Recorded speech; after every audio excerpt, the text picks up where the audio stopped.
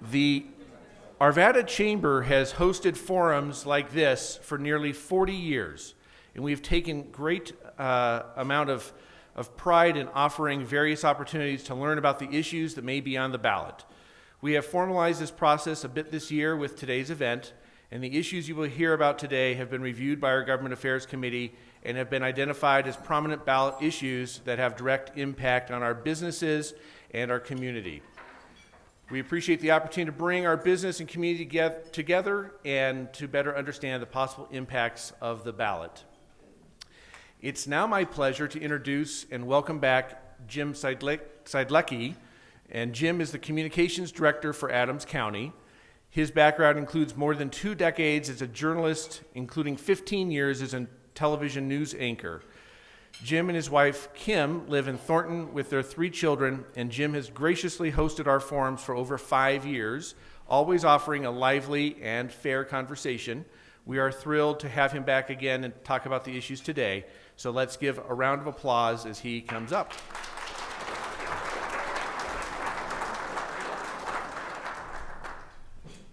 Well, happy Friday, Arvada. Thank you so much for having me back. My coffee is full.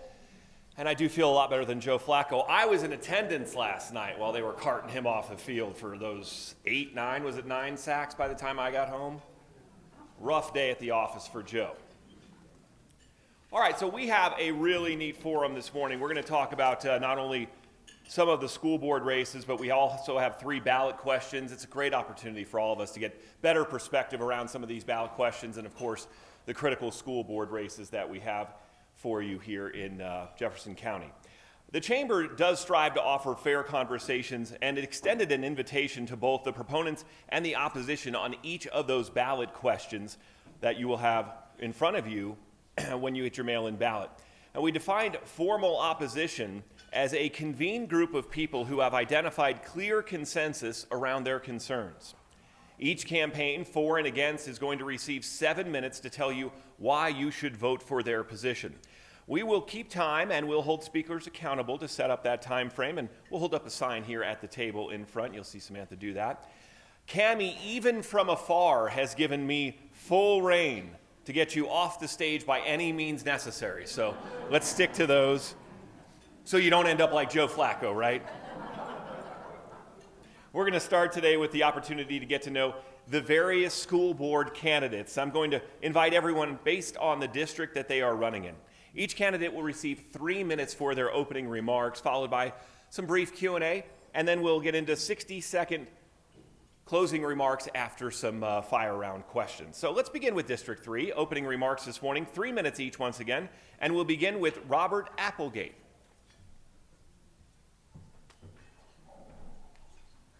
Yeah, you can come to the stairs on this side or this side.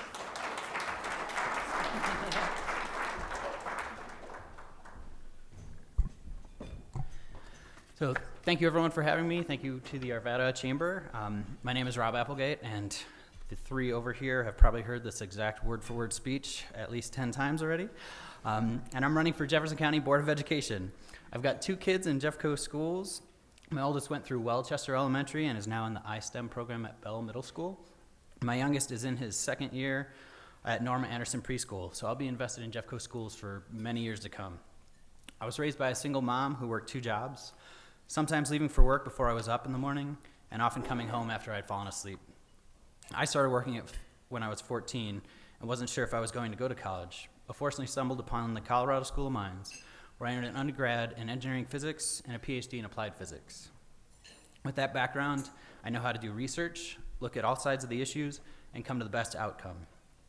I've served as a Watchdogs coordinator, a group that works to get fathers and uncles and grandparents and male role models into the schools. At my son's school, I was a member of the PTA, and I served on the Golden Schools Foundation, a nonprofit that supports Golden Articulation Area schools. With Stober being my neighborhood school, I was upset when the district began talking about closing schools again. I was surprised when I saw Stober on that list, as well as Peck, where I volunteered for the day of service. And Pleasant View Elementary, the Golden Area School, was the only school that was closed last time. Pleasant View was a Title I school with over 65% free and reduced lunch, and was in a less affluent area than some of the other schools that were on the chopping block that year.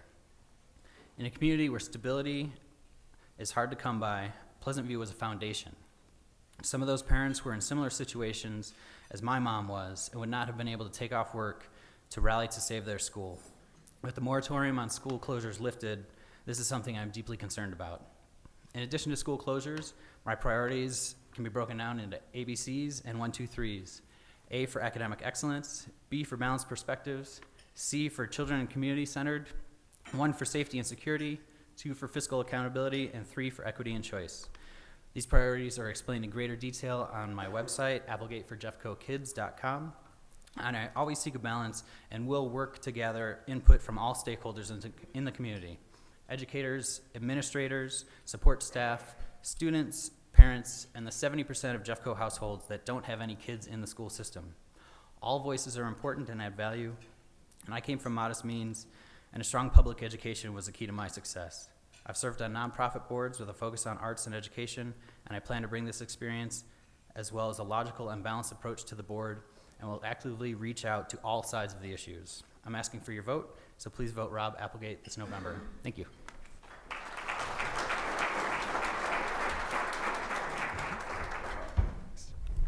All right, from District 3, joining Rob on the ballot and at the table in just a moment, Stephanie Schooley.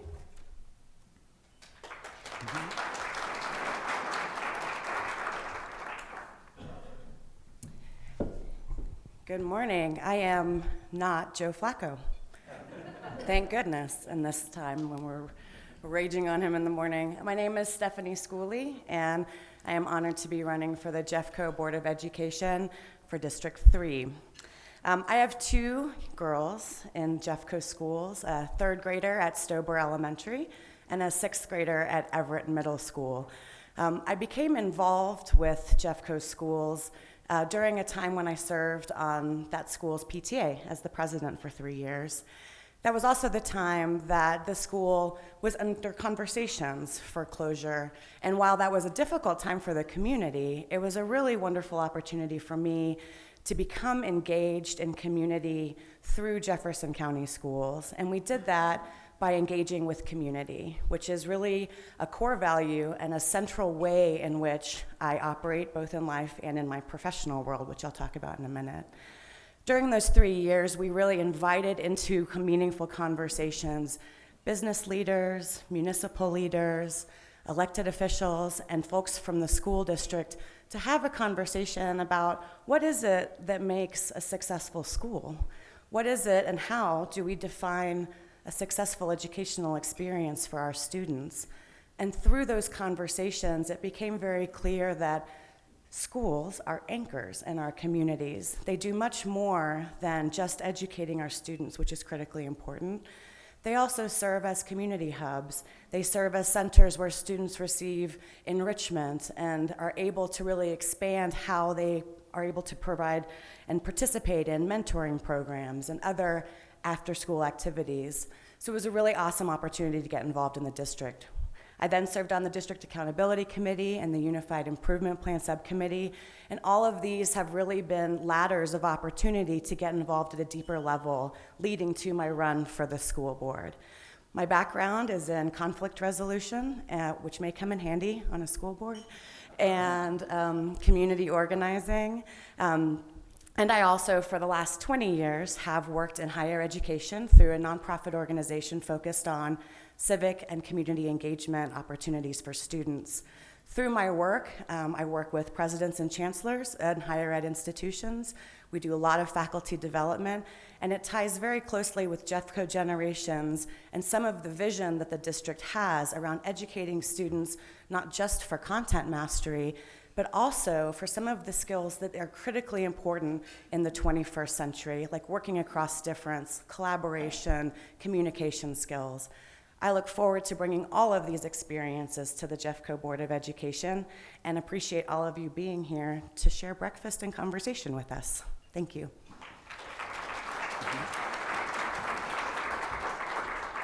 Please have a seat. Thank you so much. Just want to check with our folks. First of all, I think it's fantastic that Channel 8 is here for every one of these to educate voters who aren't able to join us. I just want to make sure that this mic will work for you all as well. Is that good? No? You need me at the table? Okay, then I'm going to head over there. Why don't you sit here, Ms. Schooley? That'll be probably better so I can see your face. And you'll be able to face the audience if you'd like to swivel your chair as well, Robert, feel free. Okay, so here's how this is going to play out. Each one of you grab one of those questions from the fishbowl, and I'll grab a third, and that'll get us the first 3 questions. Don't read it, though. Oh. No additional prep time. Oh. Now I don't know if I'm a winner or not. I think you'll find that out in November, right? Well, either way, I'm going to just call myself a winner. Okay, so we'll do 3 questions here, some fire round questions, and then we'll give you a chance for a closing statement. First question, we'll go with the order of opening remarks. Robert, you'll handle this question first, and then Stephanie, you'll have a chance as well. The concept of developing better pathways and prepping our future workforce is of paramount concern within our business community. What steps do you believe the school district can take to improve opportunities for children to find the best pathway to a career for them? Robert? So, not to let everyone in, but they sent us the questions in advance, so we might have a little more polished answers than previous forums. But when I saw this question, I looked at my own career path. I've got a background in math and science, and specifically in physics, which could be arguably is the most fundamental of the basic sciences. Because of that strong background, I was able to work at a national lab, at a startup biotech company, and now in market analytics. A strong foundation in problem solving, critical thinking, and technology provides the basis for students to take on any path, be it the trades, corporate America, entrepreneurship, anything. The district needs to have kids with a strong foundation and a strong education to allow for the adaptability in a changing workplace. Thank you. Okay. Same question. Would you like it repeated, or are you good? Nope, I'm all Okay. good. Is this mic, am I close enough? Is mine broken? No, just kidding. It is my vision that all students in Jeffco see their future through meaningful and high-quality college, career, and community readiness, from early childhood education through high school graduation. I think one of the most important things about pathways is the social networks that students are able to develop when they have opportunities for applied and engaged learning and then with communities, when they have opportunities for internships and apprenticeships. You develop social networks that then allow you to figure out where you want to go after you graduate, who you can lean on for advice and for referrals and recommendations for jobs, and how you can apply for college in a way that sets your course to be more successful as you move forward. I think that the district can and should reach out and establish more meaningful and deep community partnerships with industry, with nonprofit organizations, and with local governments. Thank you. All right, you'll answer this question first, Stephanie. What do you believe the stigma is related to students going straight from high school into a career? Yep. I think that the stigma is really around income generation and how we define success in our world.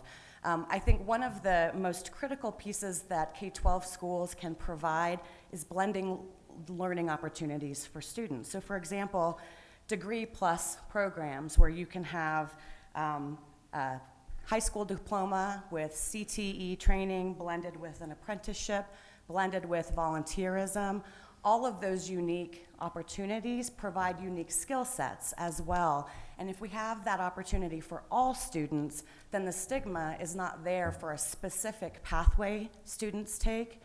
It's because all students are able to experience and gain all of those skills across sectors. All right, great. Need the question repeated, Rob? I'm good. Okay. So, I mean, whether a student decides to go to college or start a career right after high school, the district needs to prepare them to be successful. They need to know how to problem solve, they need to know how to critical think, and they need to know, basic math and science skills. That foundation allows them, to go into a career directly after high school, or to go to college if they want to go to a college right after high school. Warren Tech is a good example of preparing kids to go straight into a career after high school. And if you aren't familiar with Warren Tech, you should definitely look into it. But they're trying to build a South Campus, and hopefully that'll be built sometime soon. And those kids will also get access to go into a career and have that strong foundation straight out of high school. Great. And we'll wrap up the longer form questions with this one that Robert will answer first.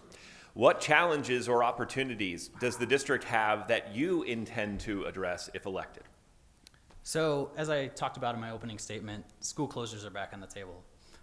4 years ago, the district was predicting 5,000 more students now than we ended up with. We're actually down 1,600 students. The district has overbuilt and underutilized certain facilities. And there hasn't really been the necessary level of community engagement around these underutilized facilities. There hasn't been an official policy.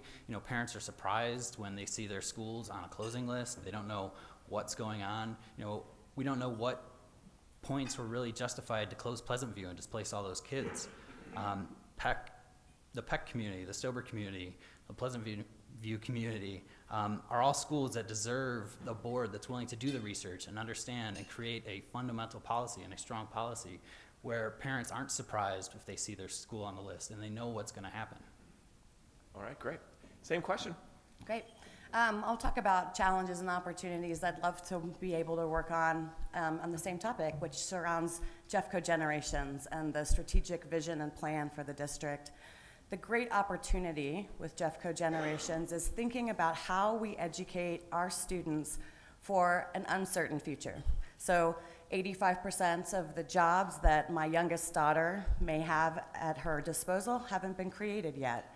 So how are we educating our students for agility? How are we educating them to engage meaningfully in communities and contexts that don't yet exist? And we need to do that by thinking about content mastery as one of many pieces of an educational experience for students. The challenge that I would love to address is really around how do we deepen the professional development for educators and support staff to be able to integrate content mastery with teaching styles like project-based learning, community-engaged learning opportunities. All right, we're going to move on to the fire round now. We're going to 3 words or less. Sounds fire-ish. My favorite kind of answers. Good. So as Robert mentioned earlier, the candidates did have a chance to look at these ahead of time. They got an email last night, I believe. Sure. Yeah, something like that. So they got to see those questions and will be prepared for 3 words or less. Stephanie, we'll start with you. Mm-hmm. What skill do you think is most important for students to get out of school? Communication. Robert? Critical thinking. All right, Robert, your first crack at what did you want to be when you grew up? Jurassic Park scientist. Steph? I want to be an author. Great. Stephanie, you'll answer this one first. Who is your role model? My grandmother's. Robert? My mom. All right, Robert, first crack at one word that describes you. Inquisitive. Stephanie? Entertaining. No, I'm curious. That's great. Now I am curious to hear your closing remarks, and so you can be first. Stephanie Schooley will provide her closing remarks. Again, we'll go 60 seconds on these for each candidate. Thank you so much for hosting us this morning. I believe that Jeffco's students really deserve to have members of the Board of Education that can think about and work toward possibilities. Possibilities for their future, possibilities for how the district can partner with communities to create the most meaningful educational experience that our students and that our communities deserve. I have a long history of see something, do something, both in my personal and in my professional lives, in trying to make our communities stronger and better places to live. It is my vision, again, that all students see their future in Jeffco through high-quality college, career, and community readiness from early childhood through their high school graduation. It would be my great honor and privilege to serve on the Jeffco Board of Education, and thank you so much for your time. Robert? So I've spoken about my background, why I got into the race, and my priorities for the board. I'd like to now talk about my previous board experience. I've been working on education issues since I was appointed to the Colorado Commission on Higher Education Advisory Board by Governor Bill Ritter, where I was the sole student voice. I actually saw Governor Ritter on Wednesday at the Denver Museum of Nature and Science, where I sit on the Development Committee's steering committee. I've served on the Plains Conservation Center Board, the Colorado School of Mines Alumni Association Board, and currently serve as the board treasurer for the Colorado Military Academy and the board president for Think 360 Arts for Learning. Through this board experience, I've worked with executive directors, staff, and the communities we serve. I've seen firsthand how diversity of thought and background can mean the difference between just getting by and a truly successful organization. I'm asking for your vote, so please vote Rob Applegate an experienced voice with a scientific method. Thank you. All right, let's give them a round of applause. Thank you very much. All right, from District 3, we move to District 4 for Jeffco School Board, and we have opening remarks from the two candidates running in this race. We begin with Joan Chavez Lee. We'll have you provide your opening remarks from here and then move to the cocktail round for the question and answer.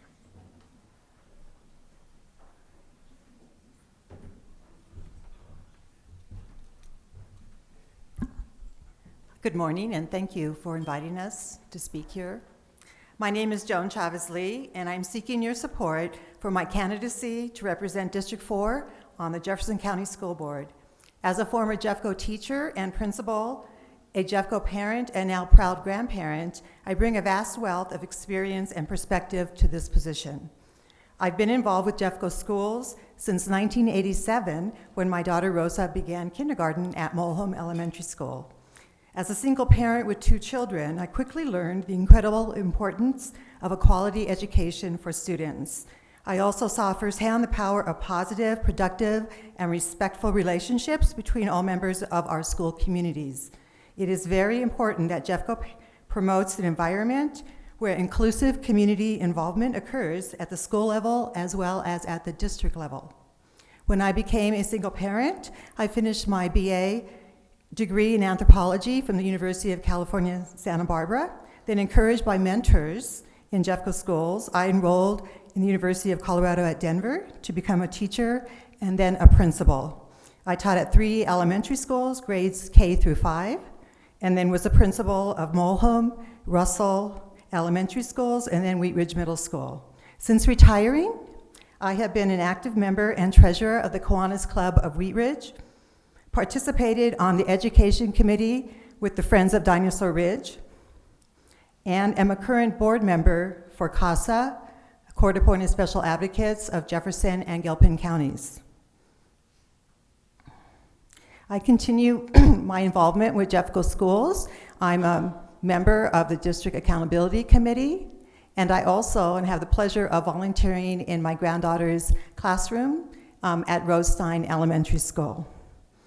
I have, through my career, been an advocate for all students, and now I want to bring that commitment and experience to the Board of Education. Thank you.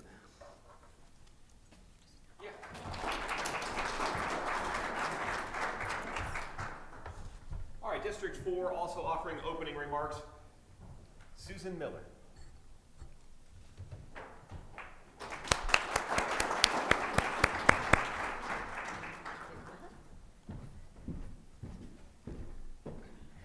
So good morning, I'm Susan Miller, and first of all, I'd like to thank the Arvada Chamber for hosting this morning, and welcome all of you watching at home. I'm glad you're taking the time to watch this forum. I'd like to briefly tell you about my background and why I'm running for school board in District 4. I graduated from Northwestern University and began my career at Standard & Poor's rating municipal bonds. I moved to banking and today work for a firm that focuses and works with school districts across the country, focusing on enrollment, master planning, financing, and project management. But my most important job is as a mom.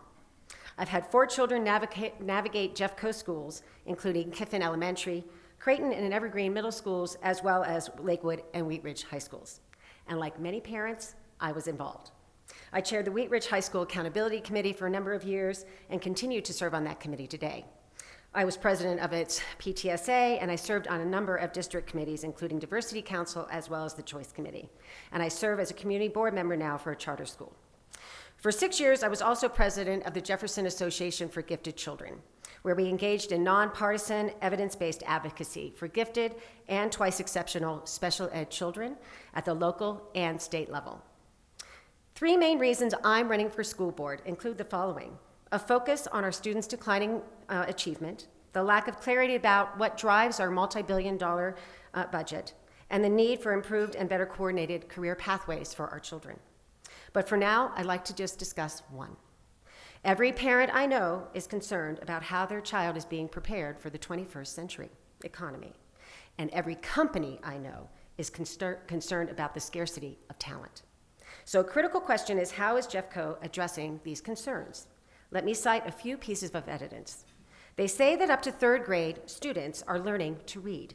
And after that, they are reading to learn. But in Jeffco, last year on the 2019 CMAS, 75% of our third graders eligible for free and reduced lunch did not meet state literacy standards. 65% of our children did not meet the state standards in sixth grade, and 62% of our eighth graders did not meet the state standards for science. And SAT scores are falling. I know we can do better. We have to do better. Our children do not get a second chance at their K-12 education. And I've seen it done right here in Jeffco. At Wheat Ridge High School, where approximately 50% of our children that were eligible for free and reduced lunch were delivered outstanding achievement growth and winning STEM and STEAM programs, as well as career and technical education programs. So don't tell me we can't do it. If you elect me, I'll have laser focus on improving achievement results for all Jeffco students to ensure that they are prepared for and have access to the 21st century economy. That's why I'm running for school board. I ask for your vote on November 5th. You can learn more about me at millerforjeffcostudents.com. Thank you so very much for your time.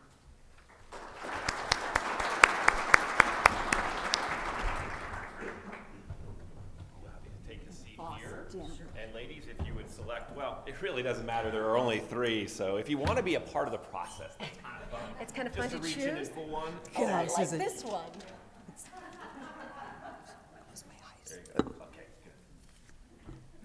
Very in your face. I know. It's, I'm gonna write it down. Joan, you had the first opening remark, so I'm going to direct the first question to you as well, and then we'll flip the order when we get to the fire round and closing remarks, okay?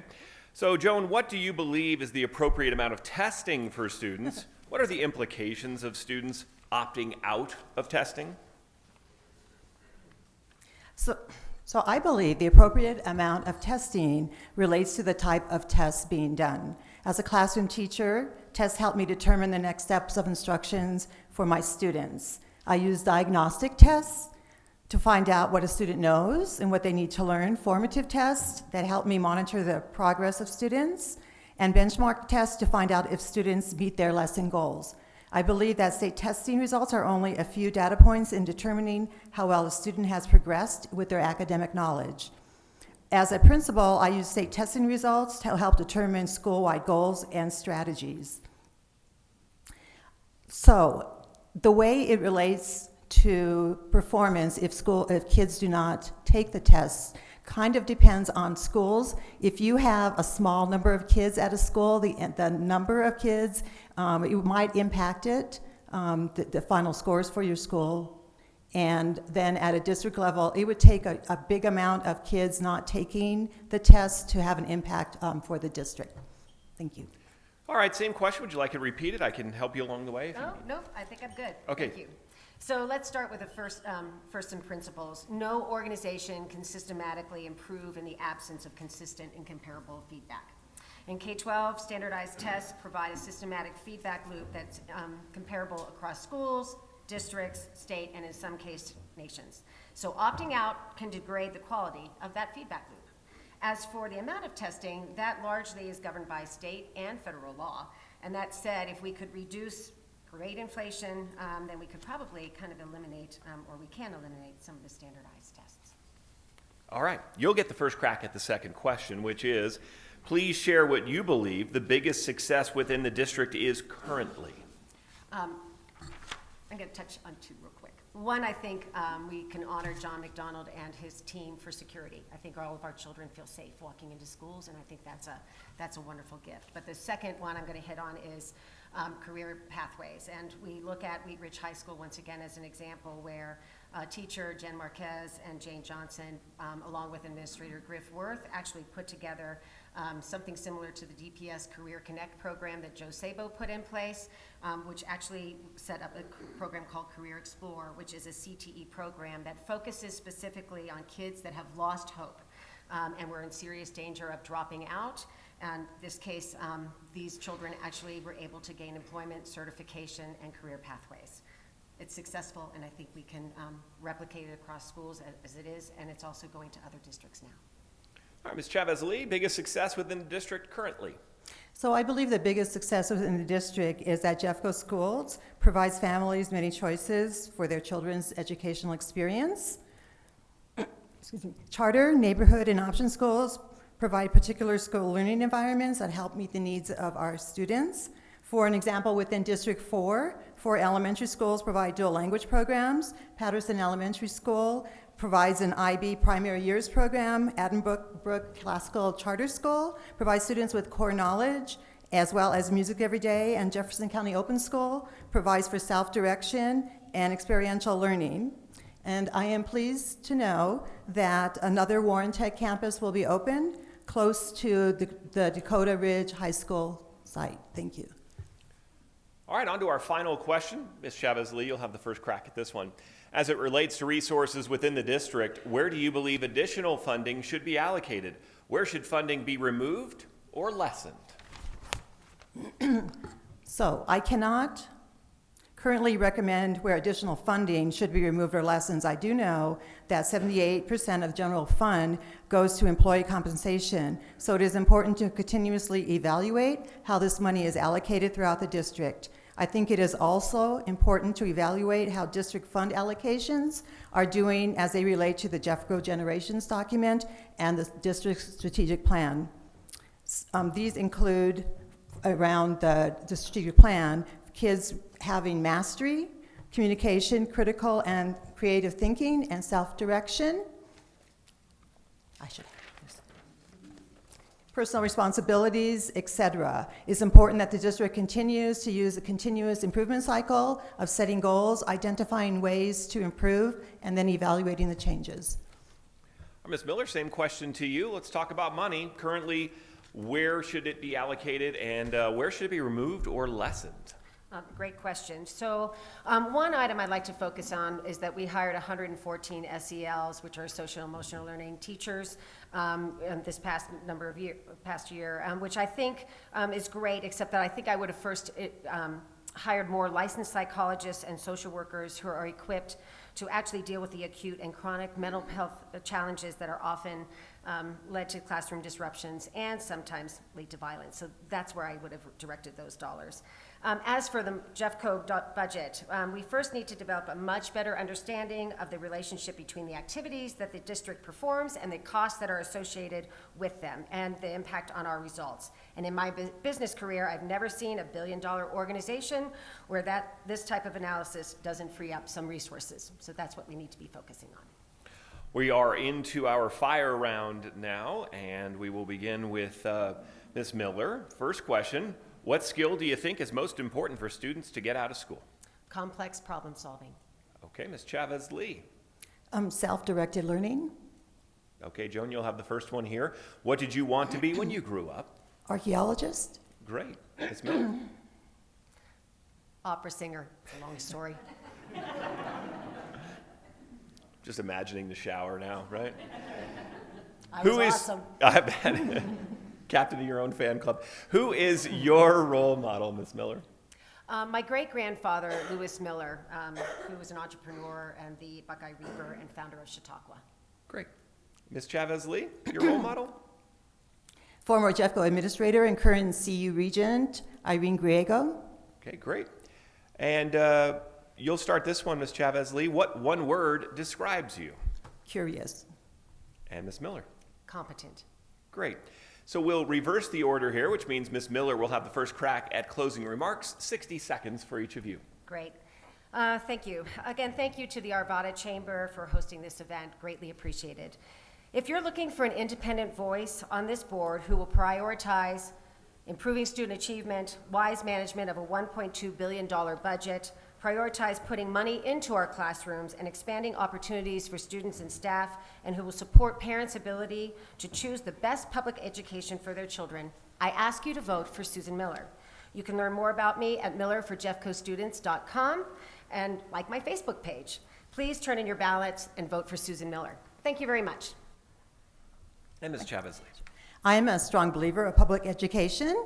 We should not forget that public education has more than just the mission of preparing students to become economically self-sufficient. It also guarantees a free education to all children, unifies a diverse population, and prepares students to become productive citizens in our society. Jeffco is becoming more diverse, with about 25% of population are Latino, yet we've never had a Latino member of the board. I would be proud and honored to be that person. Once again, I do believe I have the skills and preparation necessary to be a well thought out school board member. Thank you very much. Thank you. Thank you very much, ladies.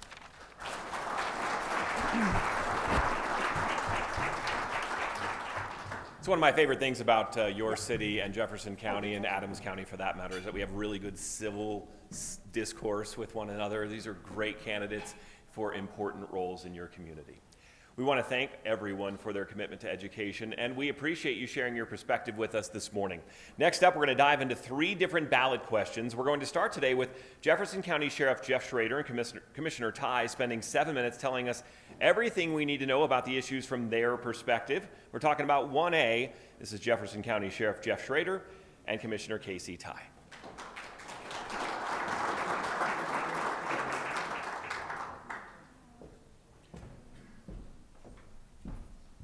Morning, gentlemen. I think you can occupy the cocktail round. There's a couple mics there. That should work out really well. It's a little early for cocktails, but... No need, yeah, it's a little early for the cocktails. So we're going to talk about 1A with you two gentlemen, and it's 7 minutes, just wide open forum. Let's go. So if you could tell me when I spend about half that time, because Sheriff Schrader gets grumpy when I take all of his time. Good morning, and thank you for hosting this to the Arvada Chamber. I'm Jefferson County Commissioner Casey Tighe. And this summer, the Board of County Commissioners referred ballot measure 1A for the voters of Jefferson County to consider, because we were going through budget challenges, and we needed to figure out ways to solve these challenges. And we didn't feel like budget cuts were appropriate without asking the voters if they want to do cuts in services. So that's why we referred ballot measure 1A unanimously to the voters. I personally support 1A because I think it's important to invest in our community. Now you may be asking, the economy's been doing pretty well. Property values are going up. Why is Jefferson County having a challenge with its budget? Well, part of the challenge is TABOR, the Taxpayer Bill of Rights. When TABOR was passed, there was a way for the budget to grow, a formula figured out by TABOR, which was consumer price index plus local build, local new construction. That's a one-size-fits-all formula for all counties, all local governments. We're seeing that formula just isn't working. We have had the cost of government growing at a faster rate than what this TABOR formula allows. And as a result of that, each year we've been falling behind on what it costs to serve the citizens of Jefferson County versus what we can keep under TABOR. So because property values have increased and the value of a mill has gone up, we are authorized to collect 21 mills. We have been reducing that mill levy each year to comply with TABOR. Now you may be thinking, well, wait a minute, if you're collecting more than you're allowed to keep under TABOR, I don't remember getting a TABOR rebate check in the mail. Well, we rebated the money under TABOR by reducing the mill levy. We've done a voluntary mill levy reduction, and we are now collecting around 18 mills. So over the last several years, we've been reducing the mill levy to form the rebate to the taxpayers. So you're paying less in property taxes, and we're authorized under the authorized mill levy to comply with TABOR. Now, why is the cost of government growing faster than what the TABOR formula allows us to do? Well, basically, when I came into office, we had not given our employees pay increases for several years. We were behind on paying our employees, and employee attrition was happening at an alarming rate. Sheriff Schrader will talk about that in more detail in a minute. But we made a conscious decision that we were going to be competitive with paying our employees. So we offered reasonable pay increases, and we also increased the health care benefits to our employees. Also, the cost of providing other government services, the cost of construction, the cost of just doing those heavy investments are greater than the consumer price index allows. The cost of toasters just hasn't gone up that much, but the cost of health care has. So we just haven't been able to keep up. So we are asking the voters if we can take a temporary TABOR timeout on the limit for our property taxes. So we are asking the option to keep our full mill levy in future years. However, in the first year, we've got a $16.1 million shortfall this year. In the first year, we will just collect that first $16.1 million. In future years, the Board of County Commissioners will have the option to set the mill levy at the appropriate rate. Two other things to make real quick, and then I'm going to turn it over to Jeff. Don't get grumpy on me. We're going to turn it over real quick, is that one of the unintended consequences of TABOR is state funds. Whenever we collect state funds, that counts against our TABOR cap. And so if for example, CC passes and the state has more revenue, Jefferson County will become a donor county if 1A doesn't pass, because we can't continue to collect state funds. You'll pay your money into the state, but we can't apply for grants for road projects and other things because we're limited to that. And I don't think the Jefferson County taxpayers want to be a donor county to the other counties. 80% of the counties have de-Bruced under currently, and we are one of the few that haven't.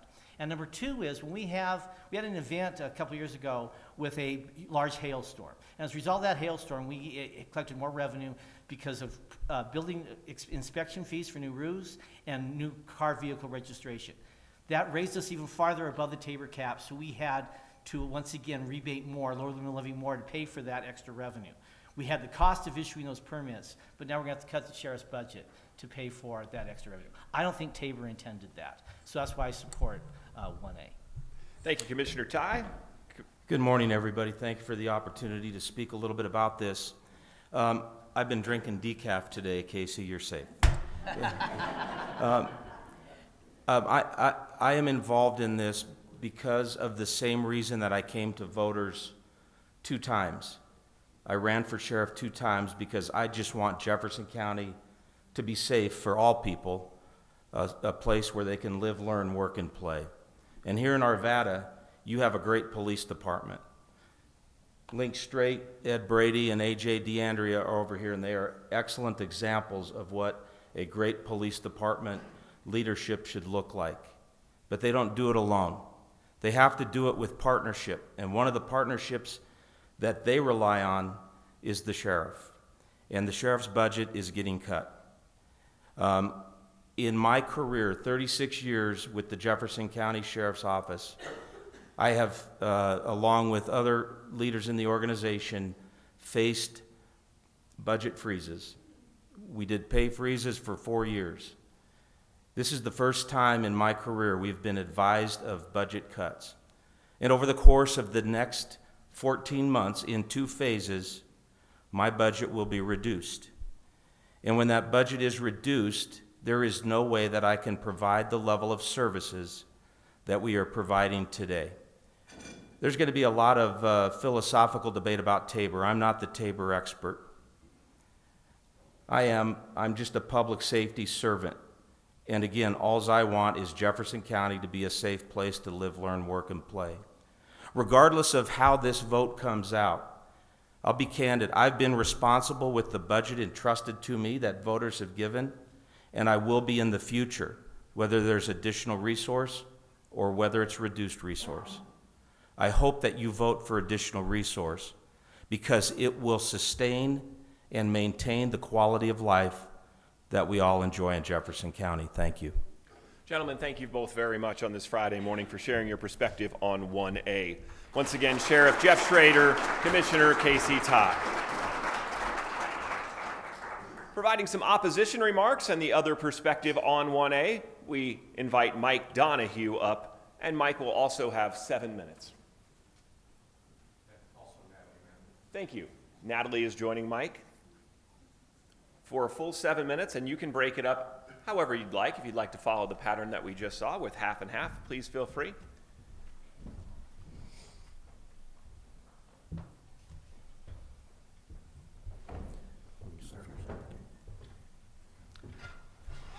Good morning, and thank you for the opportunity to present in front of this forum. We heard some remarks about how the county is in dire straits and that they're going to have to make cuts. We just looked at the 2020 proposed budget, and quite honestly, you can do the same, and you won't find a cut in the sheriff's budget numbers. You're actually going to see a 3% increase over 2019. You won't find a cut in the DA's numbers. You'll see about a 2.5% increase in the DA's budget. So I take issue with the notion of cuts. I do want to go over one other quick little thing. I imagine all of you have received your ballots, and you probably also received your gray book in the mail here a week and a half or so ago. And if you read the comments at the end of the gray book for this ballot measure and against this ballot measure, you might be a little bit surprised when you got to the against measure. It didn't make a lot of sense. And the reason it didn't make a lot of sense is because the coalition that drew up the against measure, and I was part of that coalition, submitted our statements and complied with Colorado statute in submission of those statements. There's about 12 lines prior to where you'll see our statements that were submitted by a fellow named John Gill. He submitted these by providing just an email address, not properly submitting to the county clerk his statements. We found out later that these statements were really not John Gill's statements. They were statements submitted by a Rebecca Winning. Rebecca Winning happens to be the state registered agent for the yes on 1A. She also submitted the pro statement. So this kind of chicanery in trying to dupe the voters is just unacceptable. Many of you may have seen a 9 News report done on this very issue.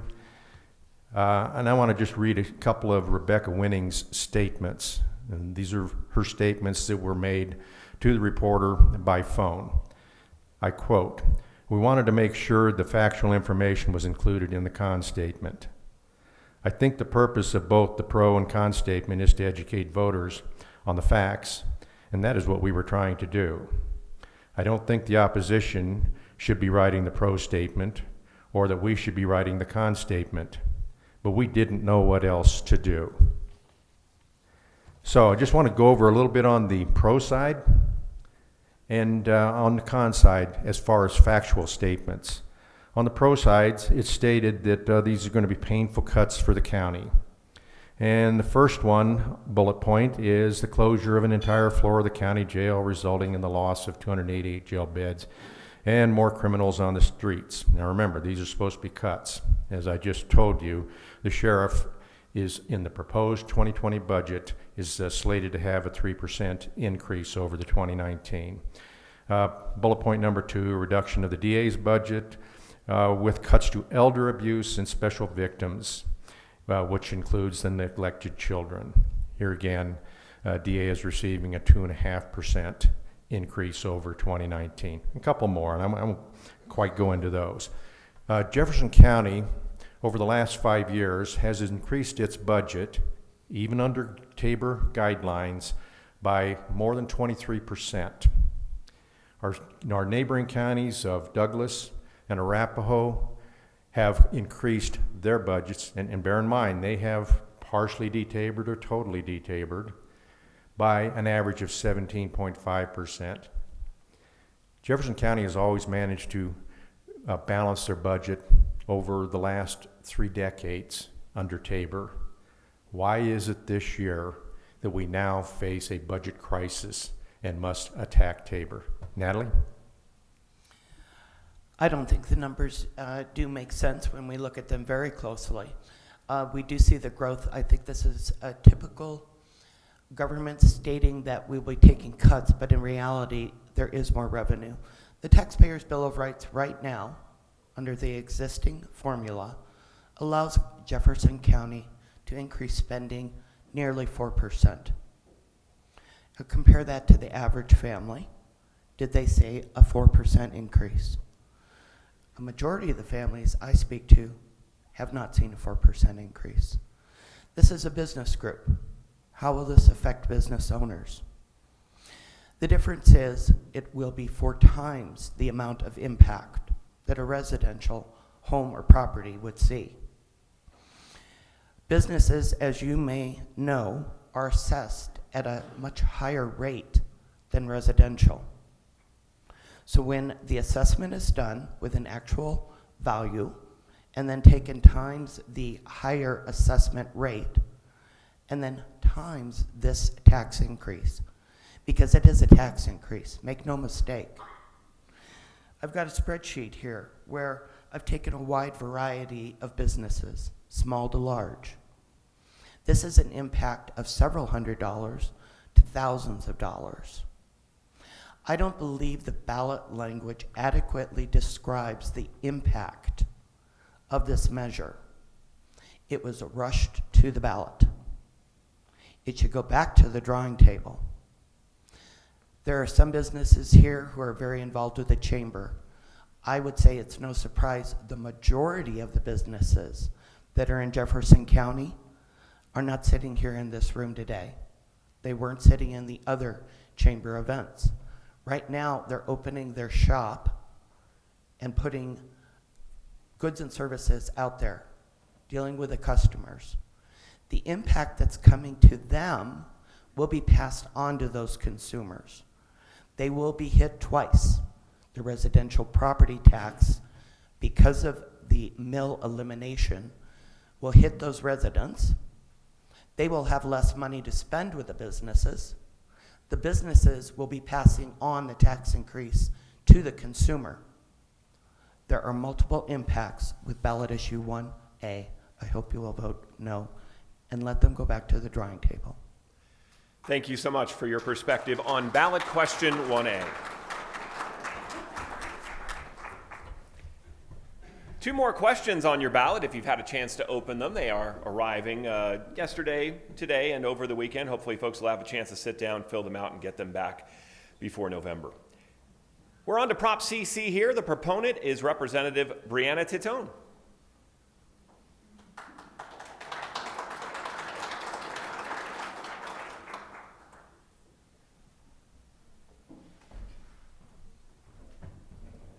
You want this? Let's do it that way since you're by yours. Yeah, feel free.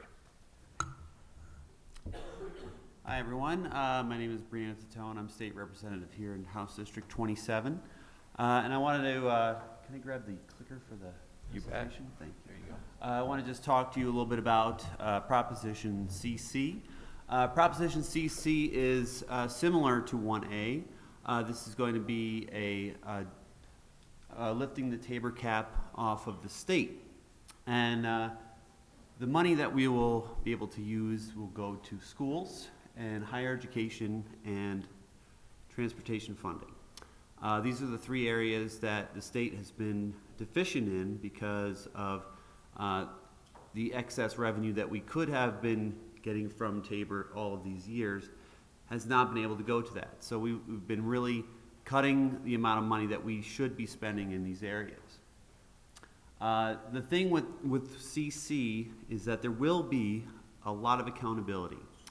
There will be an outside organization that will take an audit of all of the money that's spent on the excess revenue that comes in through CC, and that will be public knowledge. We'll be able to see what that report shows to make sure that, you know, this is not a slush fund, this is not a blank check. The money will actually go to the three areas that we need it the most. So, for example, if the money, if it's passed, the money will go to these three areas. These are some examples of how the money will go to these three areas, and that will make a significant impact in fixing our roads, reducing the amount of money that it costs for higher education, and per pupil spending.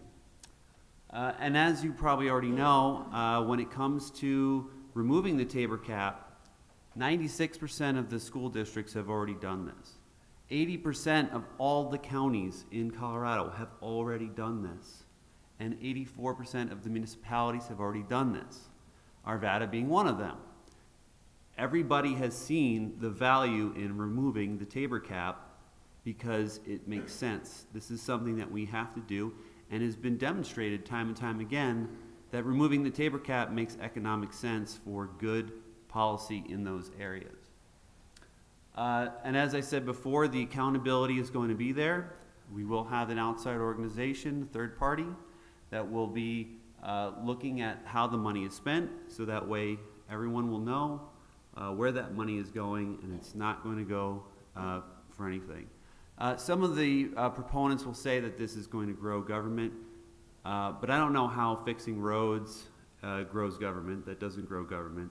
Reducing the amount of money that goes to higher education costs, that does not grow government. And giving teachers bonus pay or per pupil spending, that also does not grow government. It is not an additional tax. The money is going to go to the places that we need it to go to. This is money that we've already spent, and when we have an economy that is as great as it is, we are not taking advantage of that time when we have that additional income. And some examples of why transit funding needs to be spent. Some of the amount of money that's actually costing our drivers in that time that they're spending in traffic. It costs drivers money and also costs businesses money when they can't get to work and then productivity gets lost. There's a lot of roads that need to be fixed desperately. There's 500 bridges across Colorado that really need to be addressed.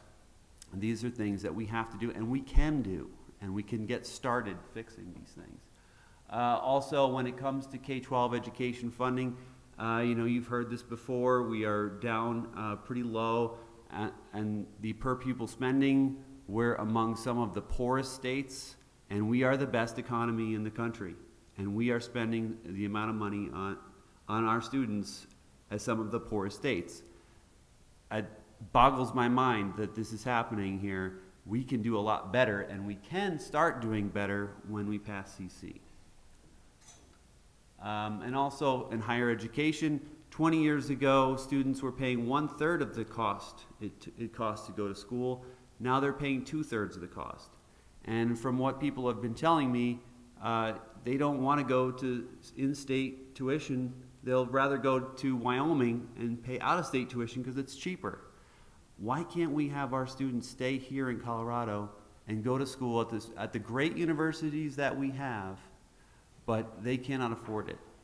So what every other state is doing, and we are number 48 in higher education funding, I mean, that's the bottom of the barrel.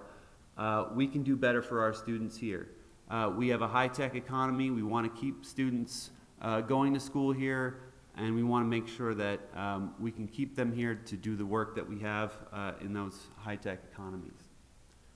So some of the frequently asked questions about CC. Is this a tax increase? No, it's not a tax increase. This is money that you've already paid out. This is money that we brought in through all of the various ways. And it would be given back to you as a small tax refund from TABOR. It has nothing to do with your regular tax refund. This is a separate thing, and it's a very small amount. So when you need to, when you think about it that way, we're chipping in that little bit of extra money that we spent already to really make a difference. It's not a blank check, as I said. We have very good accountability built into this bill to make sure that the money's going in the right places. This is not an effort to undo TABOR. This is just the debrucing effort that almost everybody in every county and municipality has already done. The money will be spent to the 3 areas as I described. And will this cure our budget problems? No, it's not, but it's a start. We can really start to chip away at those areas that we've really become deficient in. So one other thing that I wanted just to bring up, some of the opposition will claim that the budget has grown over 300% since TABOR was put in, but that's not true. Those numbers are not adjusted for inflation. And the money that we really focus on is the general fund money. And the money that we're talking about here is only in the general fund. It's only a small part of what our overall budget is. So thank you very much for your time today to speak about CC. Please vote yes on CC to help Colorado grow in those 3 areas.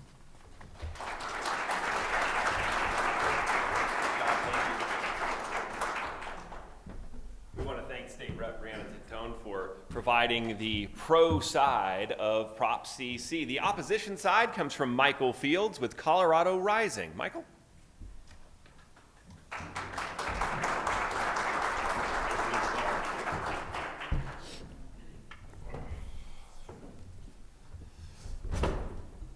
Hello, everyone. It's good to be here. I want to give credit to Jefferson County. I think you guys have the most forums, debates, community events. It's like, I think I've seen the sheriff more than I've seen my kids and wife, so I'm a little nervous about that, but I think we're in okay shape. I want to thank the Arvada Chamber for hosting this. It has been, a good few weeks here. Obviously, ballots are out, and so you have seen this on your ballot along with 1A and everything else locally. I want to talk first about the ballot language on Prop CC. If you've read it, it says, very nice, without raising taxes to better fund roads and bridges and schools and within a balanced budget, with an audit. I think most people would look at that and say, that sounds great, right? This sounds like it is perfect. My wife would like that. She looked at it and said, you know what, let's actually get into this and say, you know what, the legislature made the ballot language.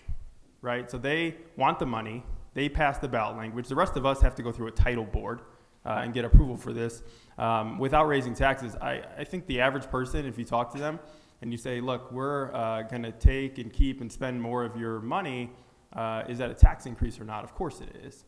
I think we have to fix the ballot language problem in the future, but this doesn't say anything about it being permanent. It doesn't say anything about TABOR. It doesn't say anything about refunds. Right, people are unaware what this has to do with. And so part of our effort has been and will be to tell people this is about taking your TABOR tax refunds permanently. And if you look at these different local issues, ones they tend to pass on the local level if they're local specific and they're sunset, right? So this is no sunset. It's not specific. We have no idea where this money will actually end up going. And don't take my word for it. Speaker Becker, who I've debated several times, has said we cannot tie the hands of future legislatures, right? But they want to tie the hands of future taxpayers by taking our refunds permanently. They have no say over what a legislature does next year, 5 years from now, 10 years from now. It's a statute, so they can change the statute at any point that they want to. They also could just do what they did with Ref C. I'm sure you all remember Ref C. They said it's going to go to these different areas, and then what they did is they substituted that money. Right, so you have money that was going to higher education. They stripped that money and then put in the Ref C money and said, look, we went exactly where we said, look at this audit. This audit, the Ref C audit, shows that. If you look at the larger picture, they're substituting the money because money's fungible. The Colorado Sun came out with an article a couple weeks ago, and it said that the legislature has overspent next year's budget by $100 million. Right, so they pass bills, they make promises, and then they say, wait, we don't have enough money for this. So all these promises that you're seeing, this nice chart about how they're going to spend $300 million, $100 million is already gone. Okay, they've already spent it. This is the group of people that want us to trust what they're going to do with this future money. I think we can agree, and polling shows it, the things that we need to fix in our state, the biggest two areas are roads and teacher pay, right? Teachers don't get paid enough. I'm a former teacher. I think that too much money goes into administrative costs and everything else. We need money into the classroom. And you look at it and say, okay, so can Prop CC fix these things? Right? You can't bond for roads. You can't make big road improvements with money you don't know is going to be there or not, right? These refunds might be there some years. They might not. We don't know how much. You can't bond long-term for roads. You can't do something like T-Rex, like Governor Owens did. You also, it prohibits it from going to base teacher pay.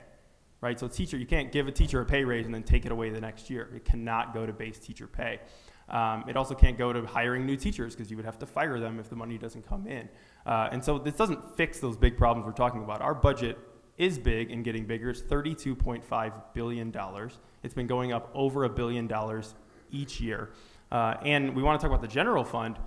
Since the recession, so 2008, we are number 2 in the entire country for percentage growth of our general fund. Number 1's North Dakota. They had an oil and gas boom. But we are number 2. Our general fund is growing more than 48 other states. And also, this money's not going to go to a savings account or something, right? You'd think, you know what, a recession might come. We don't want to have to cut services. This is going to go where they spend every single cent of this. And we've had a lot of promises, right? Roads, Ref C, $2.1 billion per year. Faster fees. Remember, your car registration fees went up $250 million per year. Hospital provider fee fix happened. $600 million in the budget that they were able to spend more than previous years. And still, our roads are no better than they were, right? We are second to last in rural roads in this state because the legislature refuses to prioritize spending. If this is a priority, it should be first in line, right? If teacher pay, education spending, if roads should be, are the priority, then we should act like it. These refunds, so the governor is projecting $1.7 billion of refunds for the next 3 years. So that would be about $250 over those 3 years for an individual, $650 for joint filers. It's a significant amount of money that I think would be better in your all pockets than being moved over to the legislature to do whatever they want with it. And make no mistake, this is the first step to fully repealing the Taxpayers' Bill of Rights. You look at the people who are supporting it, $4 million just came in the last couple of weeks into the campaign for the other side, and the people who are funding it dislike the Taxpayers' Bill of Rights, want to repeal it, want higher taxes. You have representatives from the Yes on CC campaign saying this is a rehearsal for future efforts. Okay, so if you want higher taxes in the state, then this is a good first step for you. But the Denver Post called Prop CC fatally flawed and said to vote against it. The Gazette said the same thing. You look at it and say, why did Governor Owens and Hank Brown, former senator, support Ref C and now are against Prop CC? Because they know it's a blank check, and they know that the state doesn't need it right now. So I think we have real challenges in the state. We have to address roads. We have to address teacher pay. I just don't believe that Prop CC does it. So thank you for your time. I hope you vote no on Prop CC.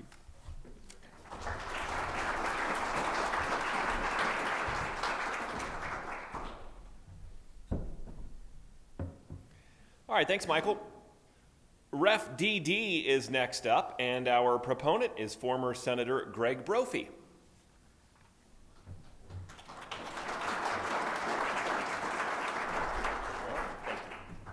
Well, good morning, everybody. How many of you are familiar with those little signs that you often see at our parks that say, this park or this bleacher or dugout is paid for by the Colorado lottery funds from GOCO? All of you familiar with that? Well, Ref DD is kind of like lottery for water. Only in this case, what we're doing is authorizing sports wagering in Colorado and taxing the profits that the casinos will make from offering sports wagering in Colorado and dedicating that money to the Colorado Water Plan. That's all that Ref DD does. It's just like lottery, only it's for water. So when you see Ref DD on the ballot, and you see the very first line, which says sale taxes be increased by $29 million, just remember that only casinos are paying that tax. You and I aren't paying anything into that tax unless we choose to make a bad bet on the Broncos. That's all Referendum DD does. It passed with massive bipartisan support from the legislature. Referendum DD has been supported by a number of newspapers across the state of Colorado. Almost all of the agricultural organizations in the state of Colorado support Referendum DD, and I'm asking you this morning to support Referendum DD. It's going to dedicate money to one of our most precious natural resources that we absolutely must maximize the use of, our water in the state of Colorado. As we continue to grow, we will continue to need more and more water. The way to pay for that is through something like Referendum DD. Thank you very much for your time this morning.